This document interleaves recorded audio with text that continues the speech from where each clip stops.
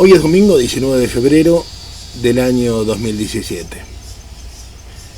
En esta página de Trinchera por la Liberación Nacional, tal como se habrán dado cuenta, hemos pretendido de manera preferente, y luego de haber tenido una fuerte experiencia en Chiapas el año anterior, hemos pretendido revisar las tareas cumplidas por el progresismo y por la izquierda posmoderna a partir del año 2003.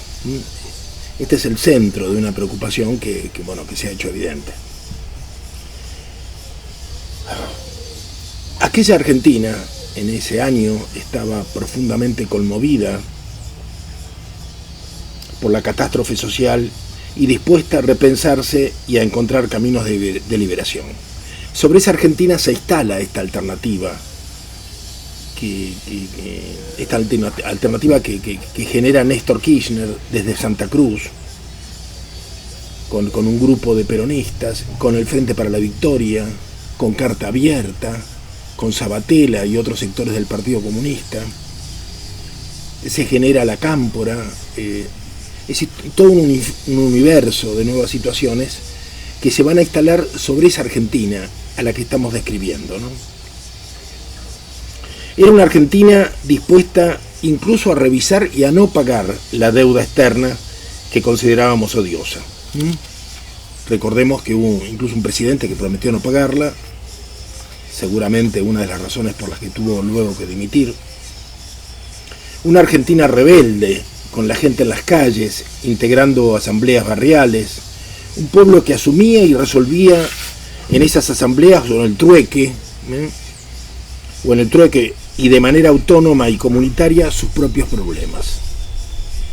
Lejos de intentarse un modelo de sociedad más justa, tal como todos anhelábamos y las condiciones lo reclamaban, lo que se logró a partir del 2003 y del gobierno de Néstor fue que todos los parásitos que debían irse volvieran. ¿Recuerdan la consigna que se vayan todos? Pues todos volvieron. Y además que se restableciera la gobernabilidad con impunidad para la clase política responsable del anterior debacle. Se logró asimismo apagar con asistencialismo los fuegos contestatarios que reclamaban democracia participativa y directa, a la vez que se reencauzaba la Argentina hacia un nuevo estatus colonial y de subordinación a los mercados globales, y a través de ellos, a través de los mercados globales y de las grandes corporaciones, a una relación de total supeditación a China. Fuimos engañados.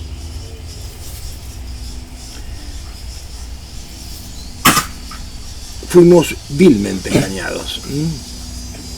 McNamara, el presidente del Banco Mundial, el general McNamara, dijo unos años antes: históricamente la violencia y los levantamientos civiles son más comunes en las ciudades que en el campo. Las frustraciones que supuran entre los pobres urbanos son rápidamente explotadas por los extremistas políticos. Si las ciudades no comienzan a tratar de manera más constructiva con la pobreza bien podría comenzar a tratar más destructivamente con las ciudades. No es un problema que se incline al aplazamiento político. O sea, está mal traducido, pero bueno, era un problema de urgencia y lo veía como militar. Debemos recordar que todos los planes asistenciales y los subsidios a la pobreza que se implementaron en aquellos años fueron bajados directamente de las agendas de proyectos del Banco Mundial. Digamos también que la idea misma de administrar la pobreza como proyecto político de nuestra clase dirigente proviene de los años 90, pero se impone definitivamente en aquellos años decisivos del gobierno de Kirchner. En Chiapas, algunos de nosotros experimentamos que lo que tantos supuestos peronistas e innumerables miembros del Partido Comunista y de la Fedes o del Banco Cooperativo consideraban el mayor y mejor cambio posible según y tal como nos lo explicaban hasta el hartazgo, debido a una supuesta correlación electoral desfavorable, no era más que un proceso de contrainsurgencia militar.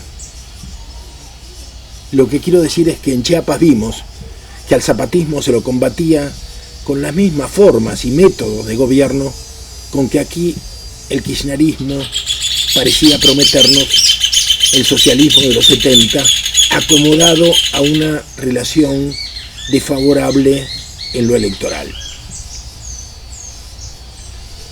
Cuando volvemos de Chiapas, corroboramos estas impresiones que traíamos al confirmar que los asesores militares franceses que operaban en el piso 12 del edificio Libertador desde el año 58-59, algunos dicen desde el año 57, y que habían traído a la Argentina en los años 60, en esos años, las experiencias contrarrevolucionarias de Indochina y de Argelia, habían continuado su asesoramiento a todo lo largo de la dictadura militar y hasta el gobierno de la ministra Garré, Nilda Garré. O sea, muy avanzado, el 2003, el 2004, el 2005.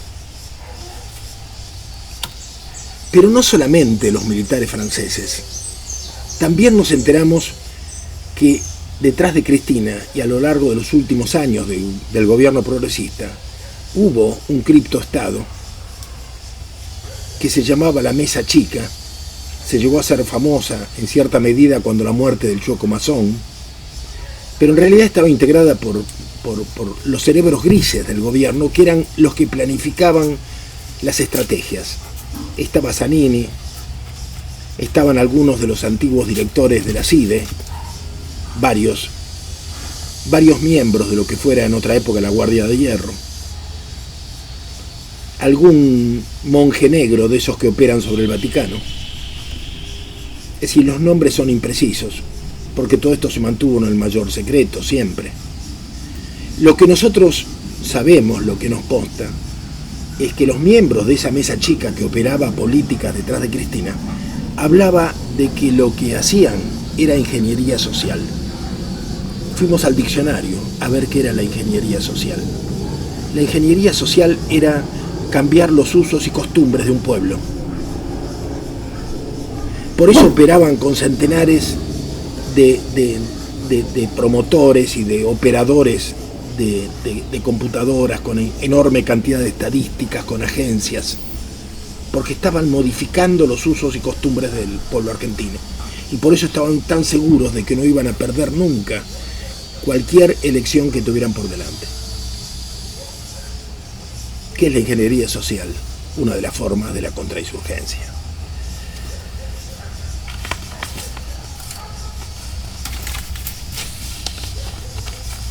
Bien, había entonces canalizado el kirchnerismo de manera engañosa y pérfida la sed de justicia de la población después del 2003 hacia los meros ejecutores del terrorismo de Estado, hoy gerontes encarcelados en las cárceles de Marcos Paz.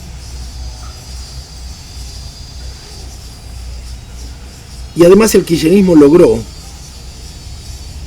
que aquella burguesía prebendaria que multiplicó sus riquezas gracias a la dictadura y que es la que hoy nos gobierna con Mauricio Macri,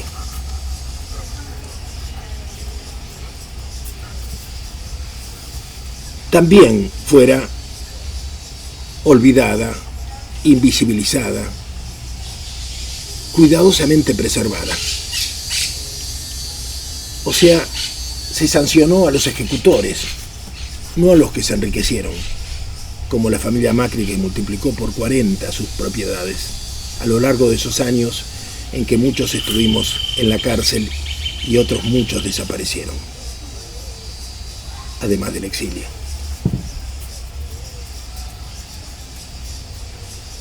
Recordemos las anticipaciones progresistas de hace más de un año y de los organismos de derechos humanos que sin mayor sustento y sin comprender la trampa en la que ellos mismos participaran, nos anunciaban que Macri liberaría a los gerontes presos. o sea, a los genocidas presos. No comprendían lo que estaba pasando. En realidad, aquella nueva oligarquía, aquella burguesía prebendaria, enriquecida gracias a los militares, lo que menos deseaba era que se los vinculara con los genocidas. Y por eso los gerontes siguen en Marcos Paz. Pensemos ahora que mientras aquella operatoria engañosa se realizaba por parte del kirchnerismo a lo largo de más de una década, se preservó cuidadosamente a los autores intelectuales y a otros muchos beneficiarios del terrorismo de Estado en los años 70, tal como ocurrió con los Macri, los Prat-Gay, los Blaquier, etc., impidiendo las investigaciones contra los responsables civiles y las empresas beneficiadas. Pero no solo eso, consideremos que por primera vez en la historia del ejército argentino, un general proveniente de la inteligencia militar llegó de la mano de los Kirchner al mayor puesto de conducción de la fuerza. Pensemos que Perón provenía de la infantería y que su promoción a los más altos puestos durante los años 40, reemplazando el tradicional poder de la caballería, expresó un verdadero terremoto dentro del ejército, trastornos importantes dentro de la institución. Estamos refiriendo al ex jefe del Estado Mayor del Ejército K, el general César Santos Gerardo del Corazón de Jesús Milani. Su nombramiento refirió al enorme peso alcanzado por esos sectores de la contrainsurgencia en unas Fuerzas Armadas sin servicio militar obligatorio y con una situación de armamentos y de pertrecho sumamente deficiente. En realidad, ya no necesitaban de los tanques para tomar el poder tal como alguna vez fuera necesario. Ahora, cuando el mayor exponente de la inteligencia del ejército e implicado en crímenes de guerra, en violaciones a los derechos humanos, asumía haciendo la B de la victoria en el mejor estilo setentista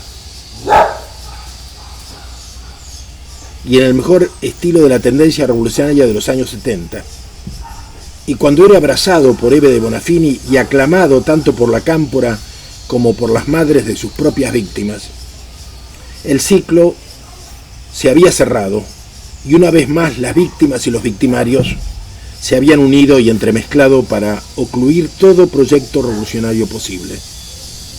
El peronismo y la revolución libertadora eran una sola cosa, gracias a la magia de los brujos del progresismo. El proceso de la revolución posible y de las diacronías de la memoria se detenía congelado, porque la serpiente se había mordido la cola y el círculo se había cerrado. Bueno, ahora, sin embargo, ha sido detenido el general Milani en La Rioja por sus acciones criminales y ello nos da razón y nos conmueve profundamente. Les rendimos homenaje a esas humildes madres y hermanas que, pese al poder del poder, insistieron durante años en proclamar sus verdades y reclamar sus muertos. Sabemos que muchos todavía no lo comprenden, que no comprenden la trampa que se montó en este país con Néstor y Cristina, trampa en que todos fueron arte y parte, porque no llegamos a Macri por casualidad, ni se destapa ahora con Odebrecht la infraestructura continental de la corrupción progresista por un mero azar, sino porque fue una construcción cuidadosa del lulismo y de otros movimientos progresistas en el continente. No se trata de vociferar tampoco que ha retornado a la derecha, porque eso es fácil y es gratuito, porque por lo demás no aporta a menos que nos presupongamos tan tontos que ignorábamos quién era Macri y qué fue su entorno o qué era su entorno. Se trata de reconocer con coraje el papel de la izquierda en la conformación de un proceso claro de simulación y de relatos modernizantes, un proceso que ahora desde la experiencia zapatista denominamos la contrainsurgencia. Se trata de reconocer que la progresía ha saqueado el Estado durante más de 10 años. Lo que en Brasil fuera Belo Monte, la excusa de la corrupción en la Argentina se localizó en la obra pública y en el asistencialismo comprador de conciencias y apaciguador de voluntades y de rebeldías. Y ello no ha sido lo peor. Lo peor ha sido que el cansancio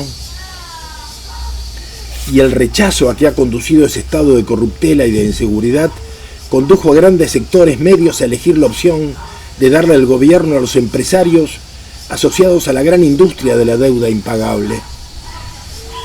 Pero volvamos a la etapa previa, la etapa del progresismo y de Milani, y digamos que durante esos años se impuso como política de Estado y a espaldas del pueblo el modelo de los agronegocios o de la agroindustria, a la vez que se naturalizaron sus consecuencias con relatos de izquierda y simulaciones, y me refiero a la contaminación generalizada, al deterioro de los suelos, a la creciente dependencia a los mercados globales, al despoblamiento del campo y la concentración compulsiva de las poblaciones en los conurbanos de pobreza masivamente asistencializados. Eso no ha cambiado en esta nueva etapa con el macrismo. Por el contrario, el modelo se continúa y se profundiza. Las mismas políticas científicas y los mismos funcionarios permanecen. La misma política agraria a favor de la escala y de las grandes corporaciones. Los mismos grupos piqueteros de la izquierda asistencialista, que ahora recipiendarios directos de enormes sumas de dinero, en su rol legitimado de mediadores con la creciente pobreza de los conurbanos de miseria, en que por los demás ahora impera ostensiblemente el narco. El modelo establecido como políticas de Estado es de una lógica inapelable. Si la ecuación básica de la economía es la exportación masiva de commodities o de bienes naturales, ¿qué hacemos con la población sobrante sino asistencializarla masivamente y entretenerla cuanto se pueda con fútbol para todos, TV basura y colas para cobrar los magros estipendios bancarizados o las ayudas sociales del PAMI o lo que fuera? Desde esta perspectiva, convengamos que no habrá cambios posibles si no tomamos conciencia de haber sido estafados. Reiteradamente estafados. Hoy resulta fácil pegarle a Macri. Por lo demás, es fácil y es gratuito. Lo más difícil es poder comprender la encerrona en la que estuvimos por más de 10 años, encerrona que festejamos y votamos. Ahora Milani está preso por crímenes de lesa humanidad y tal vez podemos comenzar a comprender qué nos pasó y qué nos hicieron. Que la serpiente se deje entonces de morder la cola en cada uno de nosotros. Que cada uno de nosotros recupere su innata rebeldía. Esa misma rebeldía que quedara cautiva en manos de los simuladores y de quienes hace muchos años se propusieron desclasar y conducir a nuestros pobres de toda pobreza.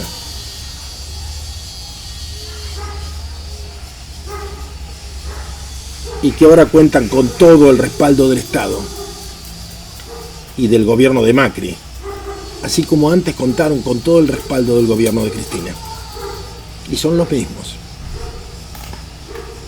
Pensemos que por algo nos mandó la reina madre a subirnos el esfínter, tal como explicara de manera sumamente gráfica, procaz y sin pelos en la lengua, en una conversación telefónica trascendida, en su mejor y tenebroso lenguaje íntimo. Fuimos sodomizados por el progresismo y por la contrainsurgencia, también por la ingeniería social, y porque aún la mayoría no ha despertado de su ensueño febril y del atontamiento que producen los relatos de izquierda y el asistencialismo, es que estamos en esta trinchera. Estamos en esta trinchera esperando la hora de la ofensiva. esperando que mejoren las condiciones para que esa hora llegue. Que no se demore. Gracias por acompañarnos.